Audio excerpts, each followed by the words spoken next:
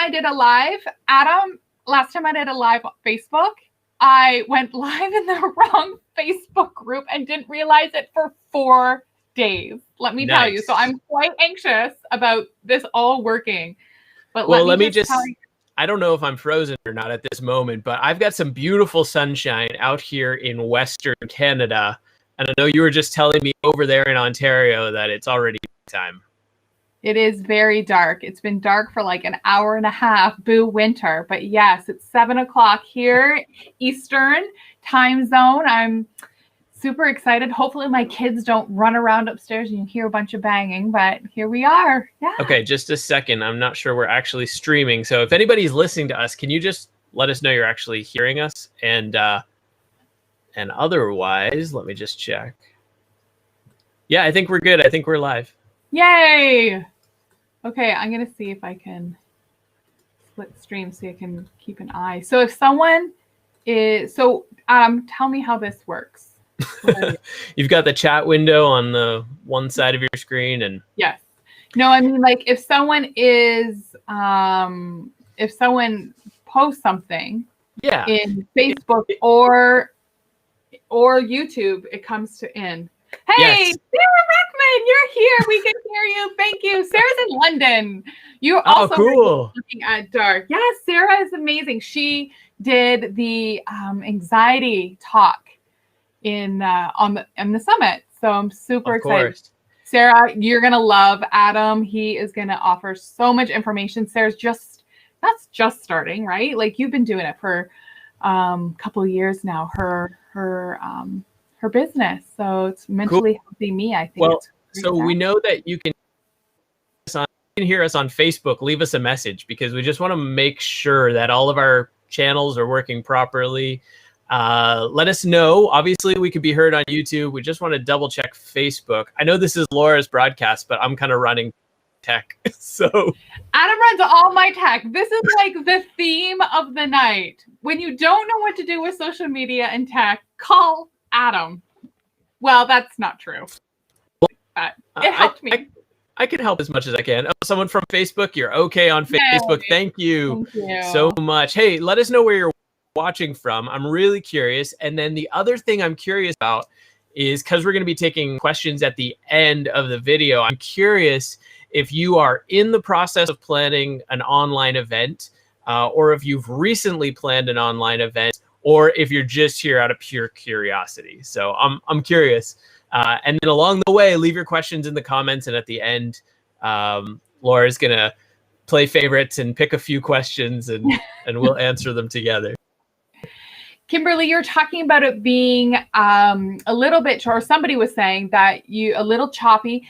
We've been testing this out and Adam's visuals is a little choppy, but the sound is going to be smooth. So if you can't hear, let us know.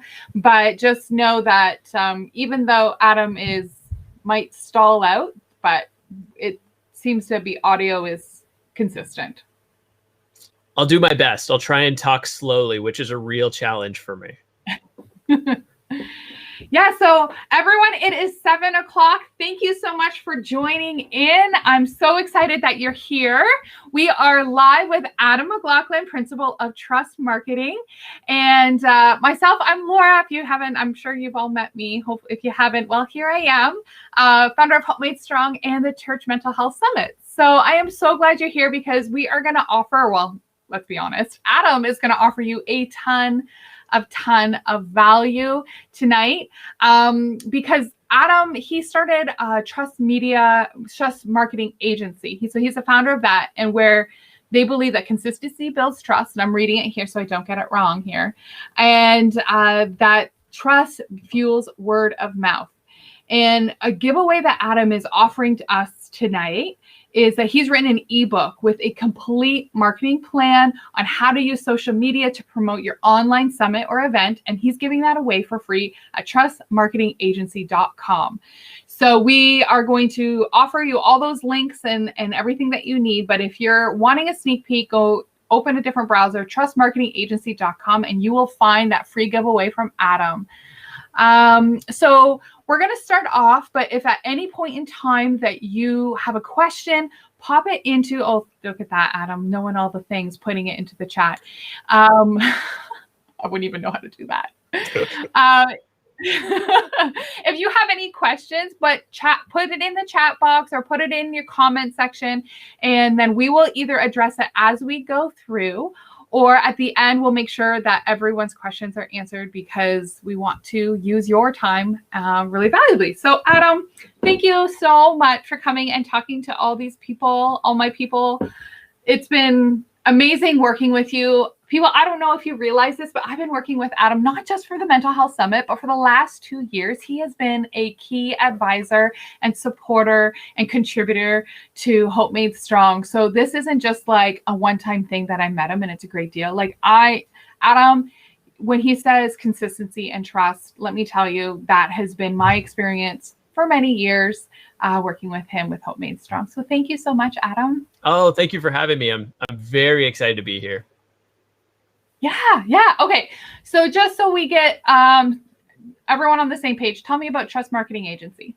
Well, so the premise of Trust Marketing Agency is that consistency builds trust and trust fuels word of mouth. So you probably wouldn't recommend a restaurant that you don't trust or you've had bad experiences with to a friend. You might recommend it to an in-law, but that's a different story. You wouldn't recommend it to a friend, because if you don't trust that you would have a good experience there, you don't want to be responsible for somebody else having a poor experience there. However, if you've been to a restaurant multiple times, you've consistently had a great meal, then you start recommending that restaurant if somebody asks you for a suggestion. And that's because consistency builds trust, and trust fuels word of mouth. So we've built our entire agency around helping businesses, organizations, churches, not-for-profits build consistency, which allows the message to spread. It allows their message to spread through word of mouth. So good. So good. So tell me, oh, I'm not following the questions. Should I follow the questions? Let's go. This is like, I'm the worst person to be in an interview. Okay.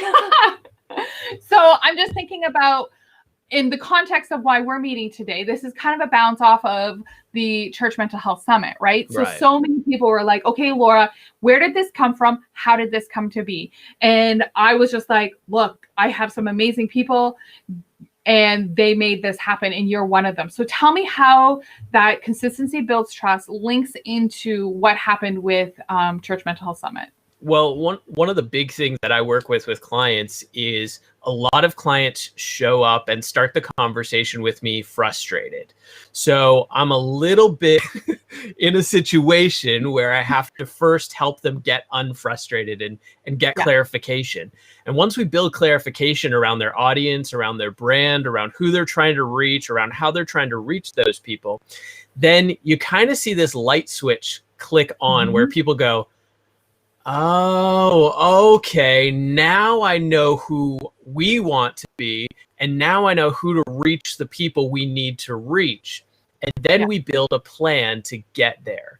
So that's where I really resonated with the Church Mental Health Summit, because a lot of the people that I work with come in frustrated, and getting their branding really is an anxiety off their shoulders so they can focus on doing some other things. And I'm not sure where the question was going from there, but what we did was we decided that for the Church Mental Health Summit, here are the people we want to reach, and here are the people we want to connect with, and here are the people that this Mental Health Summit will best serve. So we're talking about pastors, we're talking about key leaders, we're talking about volunteers. And so we created the content and we used the channels in a way that we could connect with those people directly to help them register for the summit, and also engage with people who are most likely going to register with the summit in a way that led them to choose the all access pass, right? Because as much as value as you've provided to the Mental Health Summit, you also need compensation for your time. And also we want to be sure that people are getting a value that surpasses their cost. And so how do we position a cost? How do we position a value? And how do we give this away free to as many people as possible? And I'm not entirely bragging on myself. However, I do want to stick in there that we doubled both your registration goals and your all access pass goals. And I don't take full credit for that, Laura. You hustled a lot, but I do think that there was a willingness that you had to really dig in and listen to input and really execute some of the ideas that I had so we could use social media to leverage this conference. I want people to hear that message, because when I went to Adam and I said, you know, this is what I have the idea for, he asked me a bunch of annoying questions because I just want it to happen. And I know how to support people. I know how to equip people to support others. That's what I'm passionate about. That's what I'm skilled about. That's what God has called me to do, how to help people and how to teach people how to help people. I didn't know how to make a summit happen. I didn't know how to get in front of people's eyes. I didn't know how to do any of that. And so I was just like, Adam, just go do it. But he pulled it all back and he's like, okay, we're going to walk through this step by step.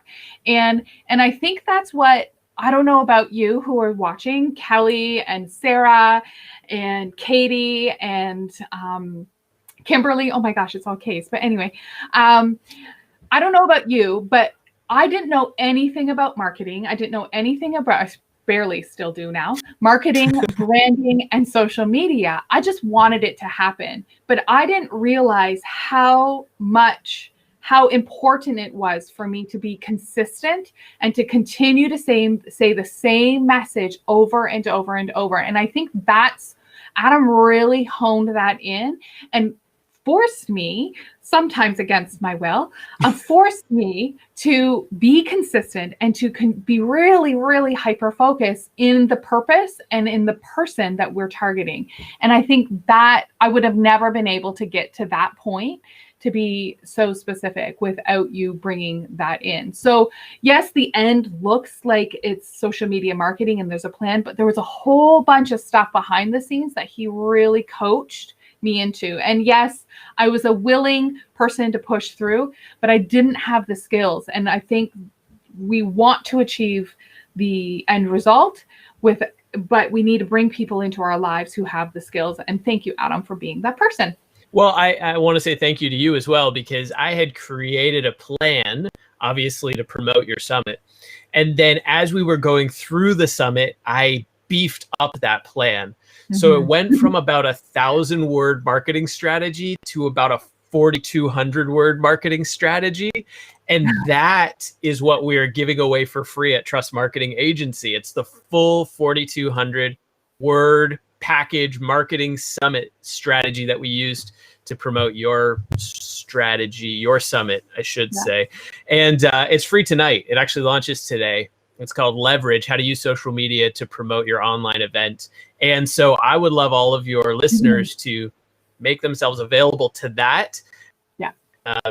Marketingagency.com. And thank you, Laura, for helping me kind of flush out all that stuff I wanted to build out. And as you can tell, I'm pretty casual.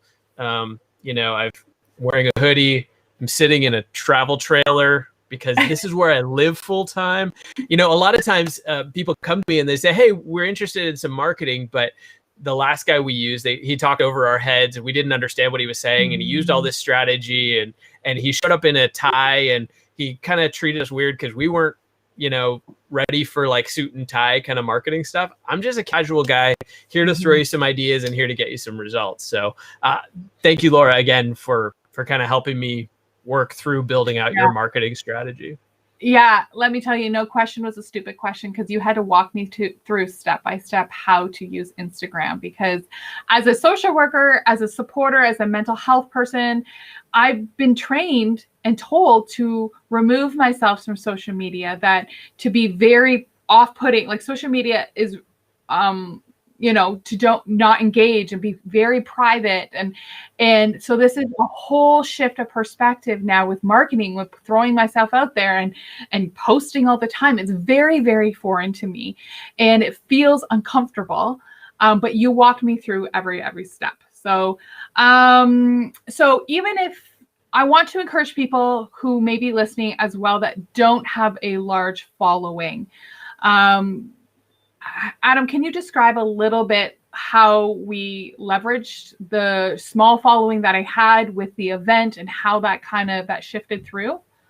Yeah, so your own social media, I'm sorry if I'm getting choppy, but I hope my audio is coming through. Your own social media is an important piece of promoting your summit. However, what we did is, because you had 60 speakers at the Church Mental Health Summit, we were able to leverage all of those speakers' audiences to help them use their affiliate link and promote their content at the summit.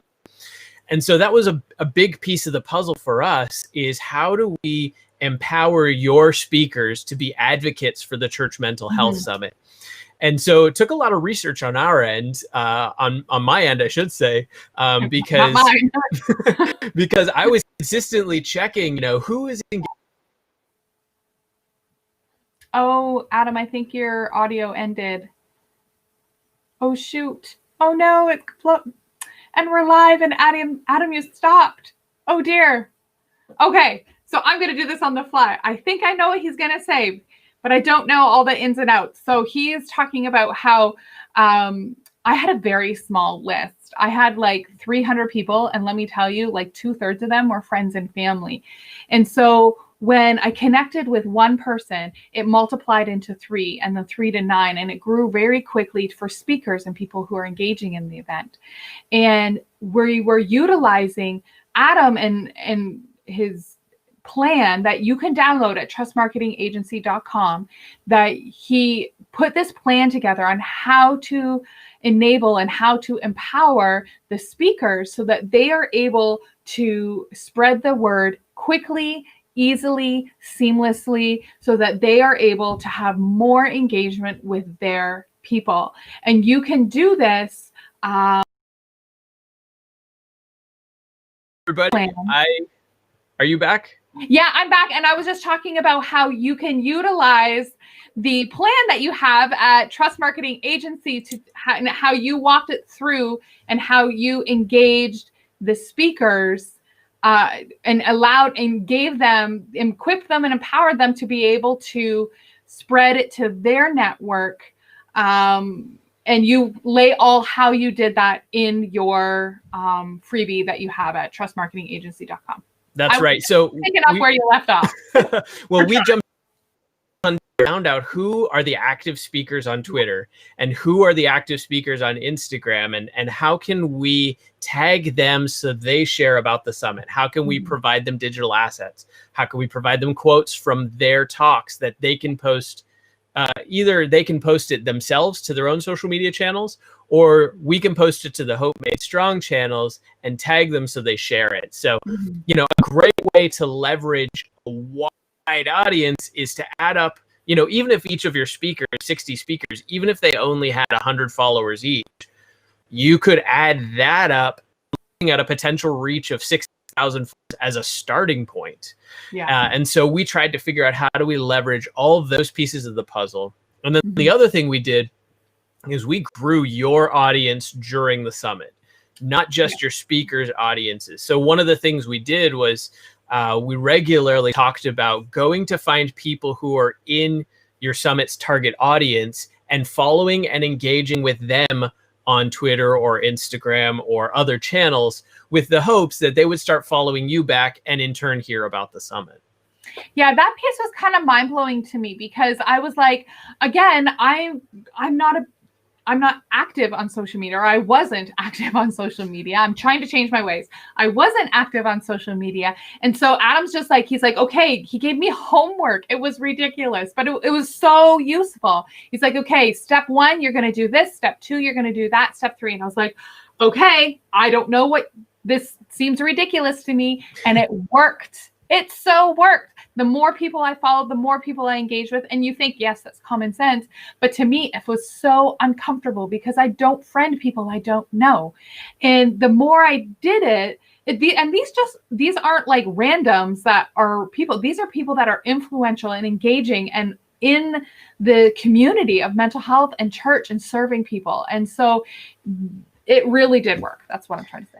Yeah, there's about 5 steps to figure out who are the best people to follow. Like, you might find somebody who's perfectly in your target audience, on Twitter, but if they haven't posted to Twitter for a year and a half, then following them isn't probably going to get their attention. They're probably not anywhere near Twitter. So, that combined, there's about 5 steps to figuring out exactly who are the best people to follow and try and engage with on the different social media platforms. And of course, we've outlined that in the ebook, trustmarketingagency.com.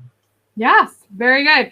So something that I think was a learning experience for me, and if anyone else was saying this, I think a couple people mentioned that they are planning fundraising events and different events that are coming up.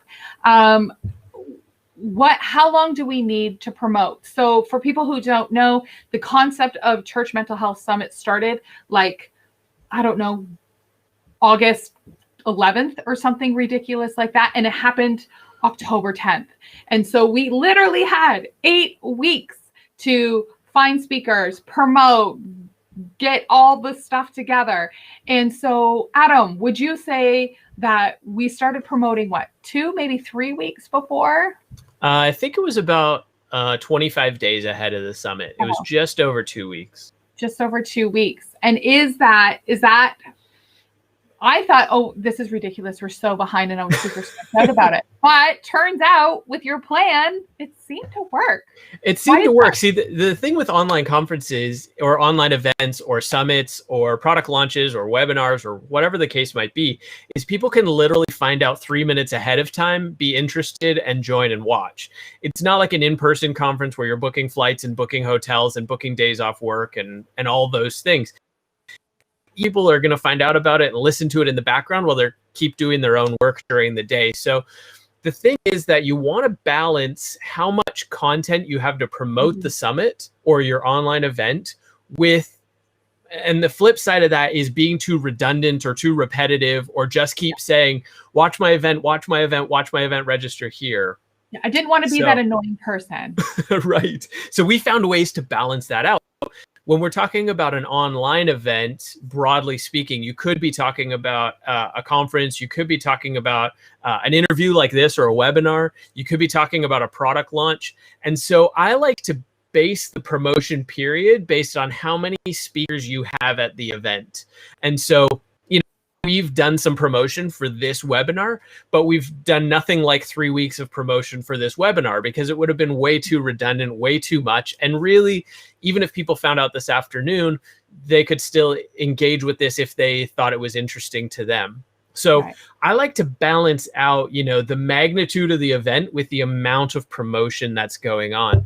And so, every event is unique and every event is distinct, but I would suggest that 2 to 3 weeks is kind of the sweet spot for an online event. Unless it's something like this, in which case 2 to 3 days or a week is way more than try and pull off the conference that you did in 3 days of promotion. I also wouldn't be looking at a 6-month lead time of trying to pump guests and pump excitement leading up to an online event. It's just not necessary, and it will become redundant really quickly. Yeah. I was worried that that's what it would, that there wasn't enough time, that people didn't have enough time to plan. I'm a bit of a type A, so I have to plan everything. So, but I found that even the speakers themselves didn't engage in promoting it until a week before, or even 4 days before. So I was like, okay, Adam, I was probably the annoying person. I was like, okay, we got to get this out. We got to get this out. And Adam's like, relax, we have time. Relax, we have time. And then it went a week where it was just, I was saying everything. And then boom, at 1 week, then all the speakers started saying things. So if you're out there and you're used to doing face-to-face or in person, and you're like, okay, what timeline should I do? Use this knowledge from the giveaway at trustmarketingagency.com. Use that as the template that you can plan out your stuff, like Adam said, 2 weeks ahead, and don't even be surprised if it's a week or less, because that was my experience. Yeah. And we had 45 countries represented. I don't know if people realize that. It went global really, really fast. And so if it can go global in 5 days, then you can reach your community. It's so cool. I mean, some of one of the things that I've seen that I think people make the mistake of is they rely on their speakers to do the promotion for them. And so I would treat all of your speakers like any promotion they're willing to do is the icing on the cake. So for instance, this year I've spoken at 5 conferences. I can't go whole hog and promote each one of them for 3 weeks each. As the speaker. So what I would do is I would probably send out an email to my list the week before and do a couple social media posts. And especially if they were sending me some content, then I could just repurpose that content. But you have to look at the promotion as your responsibility as the person putting on the event, and everybody else's promotion is just the icing on the cake. Yeah. And another thing that you told me, so I'm wagging a pen at you, that I took to heart, and I just thought this is not my responsibility, but I did what I was told, is that I intentionally, I used my speakers, I tried to provide as much as I could for my speakers. So I shifted from a broad marketing out there. And then as soon as that last week, when you told me, I literally just did what Adam told me. And that last week, I focused on giving the speakers the information. Here, I emailed them extra content. Adam created extra videos. Okay, here, provide this, give this away, do this. And so it was those last 4 or 5 days that I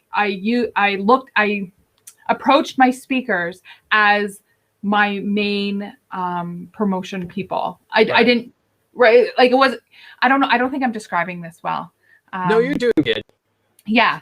That my job was to equip them with all the tools that they can use.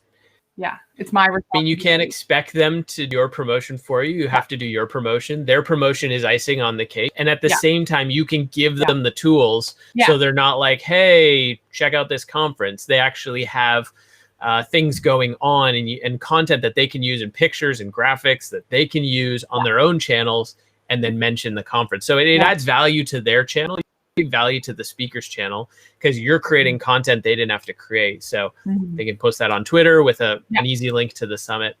And somebody saying, hey, people always seem to wait until the deadline. And that is completely true. So Laura, I'm guessing, and I haven't seen these graphs, but I'm guessing like registration is like good Saturday. It 100% was. I was like, oh my gosh. So and just FYI for people, it was like up and then Sunday, and then up and then Sunday. Sunday, good for you, Sabbath. Absolutely, that's wise. But it was like, you could tell the weeks by the dips of every Sunday. And then the Friday, Saturday, it just was like, shroom. And you told me that would happen, but I was definitely pacing the floor going, oh, Lord. So it's always wait to the last. Yeah. You know, so part of my job is to come in and say, hey, based on experience, here's what you're going to need to expect, right? You're going to, don't get discouraged partway through. Don't give up on creating content. Don't get discouraged on contacting your speakers. You're going to see a spike right before the conference. And that's not really my job in marketing, but it is kind of my job in marketing, because if I can help you stay focused and keep your energy up, then of course we're going to see really great results. Yeah. And that's what it really was, is that you gave me little bits at a time. So I wasn't overwhelmed, because you knew how anxious I was about this whole marketing and social media thing. Yeah. So like, for instance, that example where we said, go find people to follow. And I gave you a simple goal of 10 people per day. So it's not like, hey, on Monday, I need 4 hours. On Tuesday, I need 4 hours.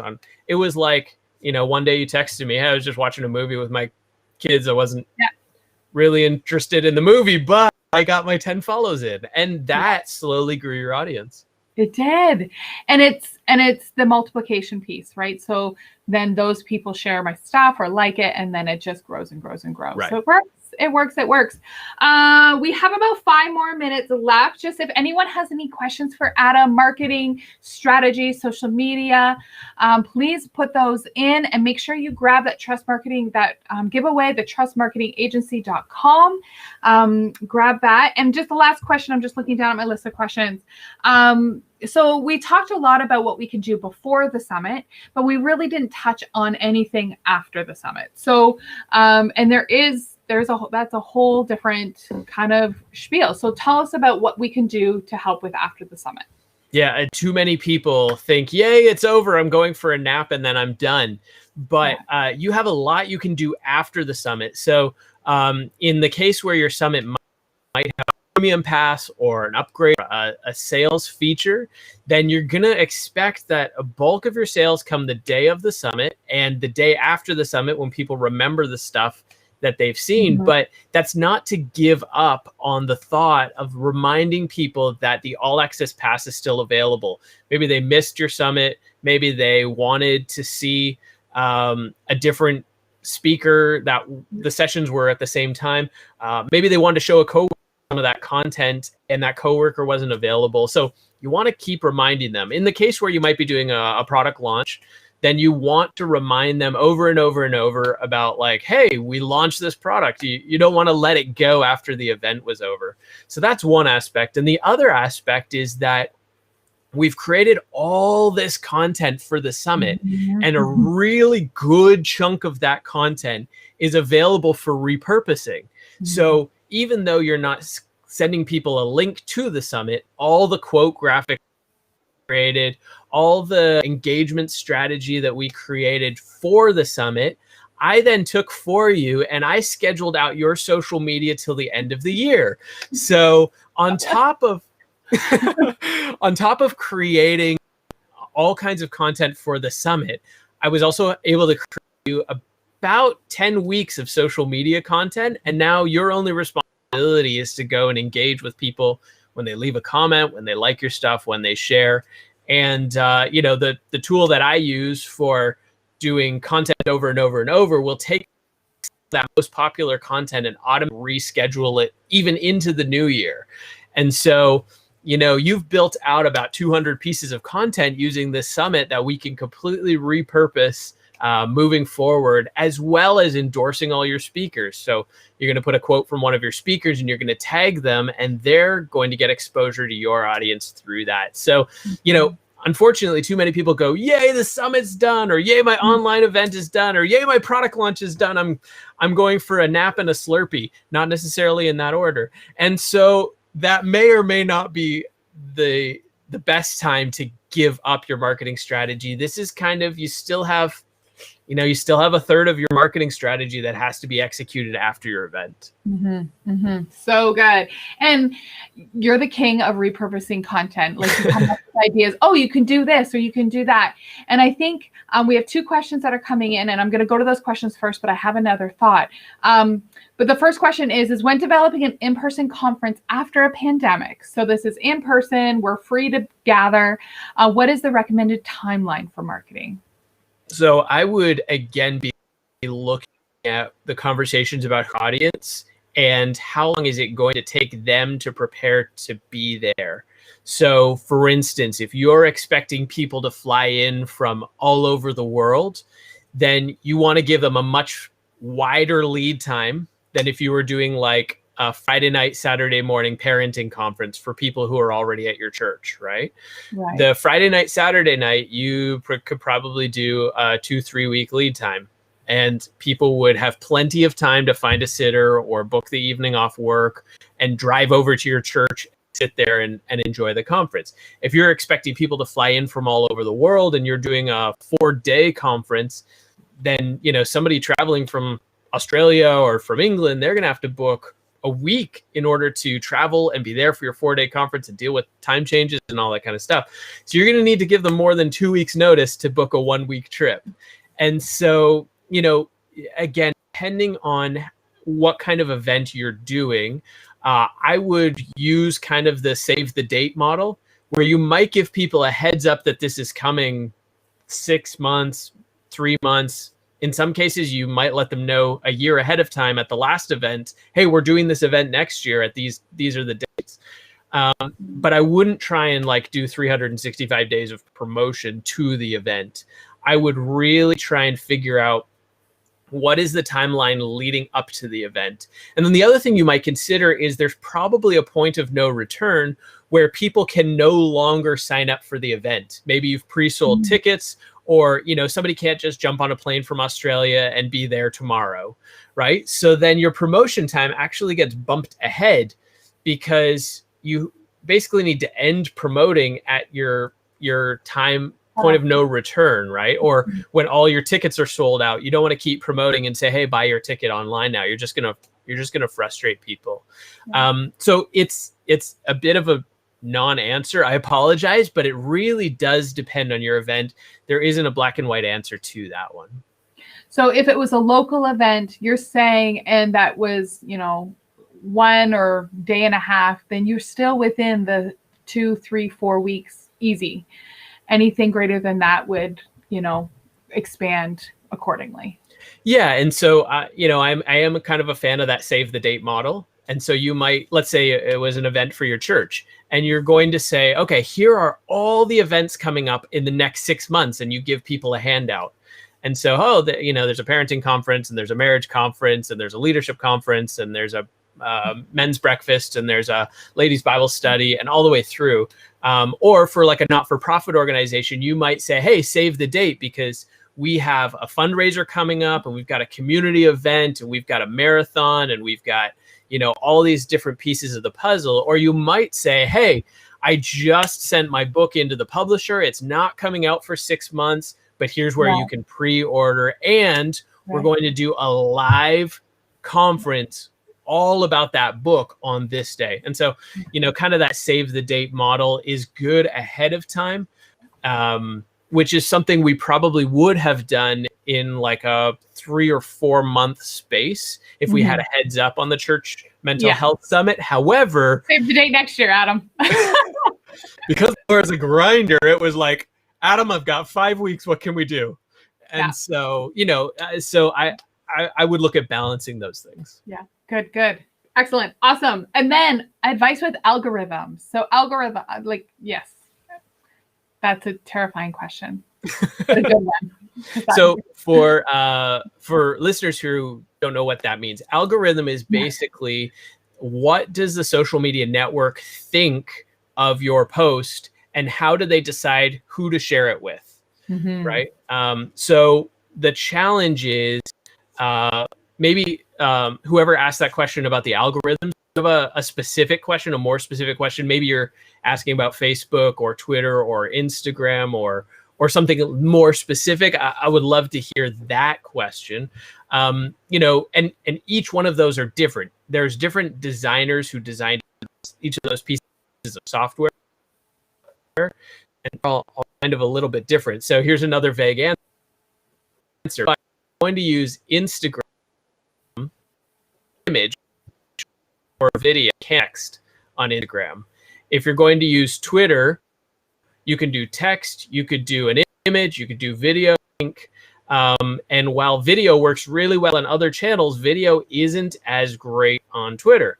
Facebook is kind of that middle ground where like everything seems to work pretty well on Facebook, but not great, but not terrible. So Facebook's kind of that middle ground. Now, what we did was in the ebook, I outlined how often should we post on each of these social media channels leading up to the conference. And again, it depends on how much unique content you have. And there isn't a one size fits all package. But in the ebook at trustmarketingagency.com, you'll be able to see, okay, I need this many posts for Instagram per day, this many posts for Twitter, this many posts for Facebook. So I see that the person who posted about the algorithm is talking about Instagram, getting your posts seen by more people. So I'll dig into Instagram for about 90 seconds.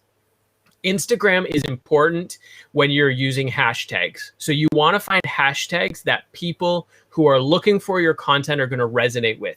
In this case, for the Church Mental Health Summit, we used a custom hashtag for Church Mental Health Summit. We used a custom hashtag for CMH Summit. Yeah.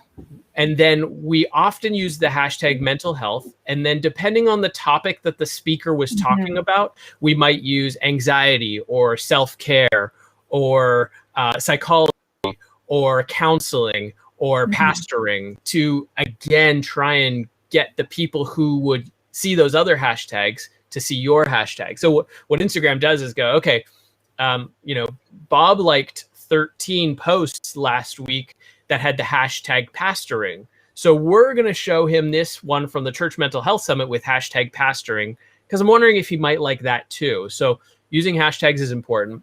The other thing is really underutilized is your Instagram stories. So most Instagram users start their time on Instagram by looking through people's Instagram stories. It's the little circle at the top of the icon, the 15-second video or 15-second image. However, this is an 80-20 rule. 80% of Instagram users don't make Instagram stories. So the 20% of people who make Instagram stories are getting 80% of the exposure using Instagram stories. So you have to leverage Instagram stories. And there's all kinds of leverage Instagram stories. One day, Laura and I will do an entire conference about using Instagram. That's because I don't know how to use it, and I love it. It's my primary social media, but I have no idea how to make a story. That's like I'm old. I'm sorry. Okay, so here's I'm learning during this along with all y'all. Here's a quick cheat timeline Instagram. Then click the little paper airplane underneath that image on your timeline, and that will take it to your story, and then just post. And maybe I will do some online training on using for everybody. But if we need to, I will. Let me know in the comments if that's something that you need from me. Laura, you had a question about repurposing content, which I'm just chomping at the bit to get to. Okay, so that one was about, one of my goals for the summit was, yes, to equip churches and connect people to these resources that people have, absolutely. But as like kind of like a back end or, you know, side goal that I had was building relationships with people in the industry and building partnerships. And something that I learned from you, Adam, that I think might be valuable for people is that you created content that not only met the goal of getting people onto the summit and so that they can get the information, but you build content with the intention of my goal to build relationships, that trust, that like no trust, being consistent with speakers. And I just thought that, I don't know what the question was, but that came up with me that when we were talking about the post-summit stuff, is that because you identified that was one of my goals, and then you created that content for that purpose. And that is, what is it called? Evergreen. That's always usable because we didn't timestamp it with using the summit as the issue. So then now that connection with speakers can be ongoing and they can continue to use that content that you created for them. Right. So let's jump in just for a second on evergreen content. So there's two types of content that you'll create for social media. One is seasonal content and one is evergreen, and it's just like the trees. Evergreen content is green all year long. It can work anytime. We could post that the day before Christmas. We could post it the day after Easter. We could post it in the middle of the summer, the middle of the winter. It wouldn't matter. And so, you know, we have to create content that is good year round. And so when we created content for the summit, we were intentionally creating evergreen content so we could load up your social media library to put that repeat and auto rotation. However, we still had to promote the summit. And so with seasonal content, right? You wouldn't want to go on your Twitter today and find a post that says, hey, you can get into the Church Mental Health Summit tomorrow, because it's too late for that. Unless you're buying an all access pass. If you haven't already, now's the time to do it. churchmentalhealthsummit.com. in case you missed some of those 60 sessions. So we created some content to be seasonal intentionally for promoting the summit, getting people to the summit. And we created a pile of your content to be evergreen so that we weren't just building value for Hope Made Strong to promote a summit. We were actually building out a social media library for you at the same time. Quotes from speakers on your social media channel. We also tag those speakers. So you're endorsing those speakers see you endorsing them, and they're more likely to share that content, to like it, which again takes the algorithm and gets more people to see that content, leading back eventually to the Hope Made Strong accounts. Very good. It was genius. Let me tell you, genius. Adam, we've been talking for 40 minutes. What else? Any last thoughts? Can you just say maybe something, mention something that's in that giveaway that I don't even know. I keep calling it a giveaway. The ebook. Sorry about that. The That's ebook. all right.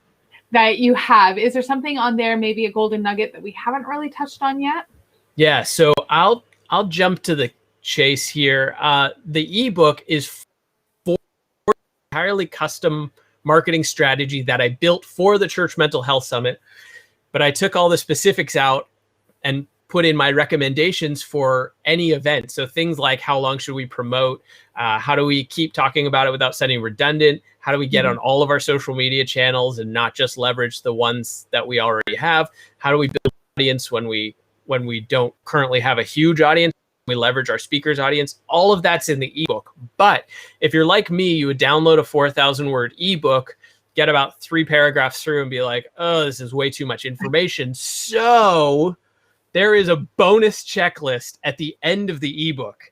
Okay. And the bonus checklist is all of the steps, like point form strategy. So now if you want more clarification on one of those bullet points, you can go back through the ebook and find it.